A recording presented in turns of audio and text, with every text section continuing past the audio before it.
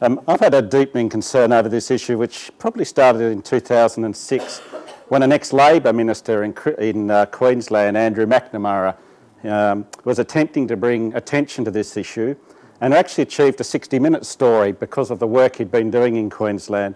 He did make some excellent speeches on the potential impacts of peak oil in Queensland and Australia and did achieve quite a deal of media coverage. And he was actually the Queensland Environment Minister at the time. Unfortunately, he'd taken a National Party seat, and at the next election he lost his seat. But he did do a power of work just trying to bring this issue to the attention of the Australian public. Only last year we had two unlikely groups for me to quote, but only last year we had the US military and the German military predicting quite dire consequences if we failed to address the peak oil issue.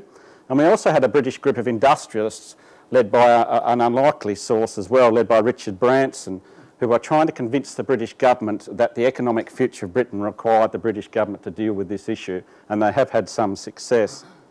More recently, I was supported in the local media by a local veteran of the petroleum business who stated one of the big petroleum companies that he'd had as an association, business association, for over 30 years, had been well aware of this issue for the past 20 years, and that they actually had long-term plans to deal with the decline of oil availability and move towards other forms of energy. So the industry, even the petroleum industry itself, he was saying to me, is aware of this issue and is planning for it. Earlier this year, I wrote out to the 270-odd councillors. I don't mean odd in the sense of odd, but I mean odd in number. I wrote out to 270 councillors of Tasmania, discussing with them the need to come to grips with peak oil and urging them to find out about the issue. And I have had some feedback that actually has started some debate in some councils. I also pointed them towards the excellent website developed by the Tas Peak Oil Group, and I included a brochure from them.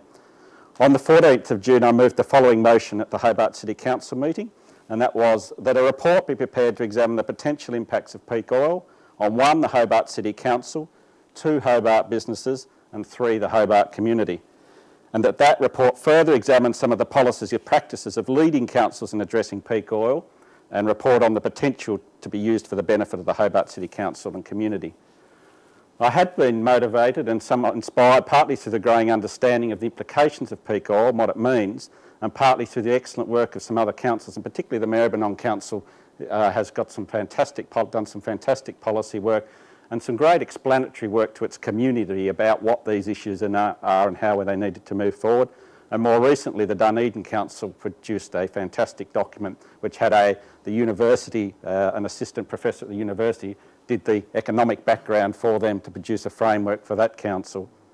I am also president of Eco Tasmania, which is a not-for-profit organisation dedicated to sustainability and community resilience, and we have proudly sponsored some of the work of the Tas Peak Oil Group. The work of this group and the councillors I've seen is excellent, and since my motion I've been informed of other councillors around Australia who have done similar things to lead the way. When I moved my motion at council, I used a quote which I think was and is significant in the contemporary discussion of peak oil, and the quote read, "On the one hand we have this pressure on the demand side, but when we look at the production side the prospects are a little bleak. We think that crude oil production has already peaked in 2006, but expect oil to come from the natural gas liquids, the type of liquid we have through the production of gas and also a little bit from oil sands. But in any case, it would be very challenging to see an increase in the production to meet the growth in demand, and as a result of that, one of the major conclusions we have from our recent work in the Energy Outlook is that the age of cheap oil is over. We all have to prepare ourselves as governments, as industry, or as private car driver for higher oil prices." He went on to discuss some dire potential outcomes re collapsing economies and war. And that was Fatah Birol from the International Energy Agency. I don't think it's well understood just what a significant change and what a significant change in direction it was for the International Energy Agency to suddenly move to this tack, when for 10 years they've been almost in denial over this issue, and that they have now turned full circle. And when you listen and read some of the reports from him, you can see how seriously they believe it is. I think it's also a significant point in pushing government to act at all levels. The IEA is a fairly conservative organisation which specialises in advising national governments on energy issues, and it's painted quite a gloomy picture of the approaching crisis. In fact, the turnaround hasn't just been a small shift, it's been quite a dramatic shift, and some of the commentary has been quite dramatic from that organisation. As often happens with big picture issues, it's local government that seems to be able to grapple best with it first. We understand the grass implications sooner, we find it easier to make adjustments at the local level, and our concern for our community is perhaps less corrupted by the straitjackets of some of the political dogma. Now, I am aware that Green Senator Christine Milne has moved motions in the Senate to look at the issue of peak oil for Australia, and has had them voted down on 2 occasions and has not been able to achieve that through the Senate. I do feel a little conflicted, and I wonder if others here feel the same, between a part of me that says, bring it on, because we can see the change to restructure our way of life in all aspects to meet the challenges of peak oil and climate change. On the other hand, when you look at peak oil, I think I've got a bit of fear about what the impacts of peak oil, bringing peak oil on, might be, and it could be quite dramatic and disastrous. So I'm a bit torn, depending on what day it is, whether I think, well, this will be good, we can drive some of the change we need to. On the other hand, we need time to prepare. The council to which I'm elected has a similar split personality, in my opinion. To illustrate, we have a sustainable transport policy which looks at the future transport for the city of Hobart and how we should proceed. It's focused on moving away from the single-occupied private car model that so dominates our current transport planning. And at the same time as having this document in place, this council is spending over $20 million on building car parks, primarily to service the single-occupied private car model, and which the payback period will take us at least 15 years into the future. Hobart is a city that has approximately 43,000 car movements in it to the city per day. Its economic viability is very much based around the city-based workforce and their spending and participation in the city. I'm very concerned that the old paradigm that has sustained the CBD, that you provide retail and they will come, still drives a lot of our planning. I'm convinced that for the future of Hobart City, we will need to do several things. We will need to provide a significantly different transport infrastructure than what currently prevails. It's not to suggest, as I've been accused of, but it's not to suggest that our car won't still be significant, but we will need cheaper, regular mass transport options.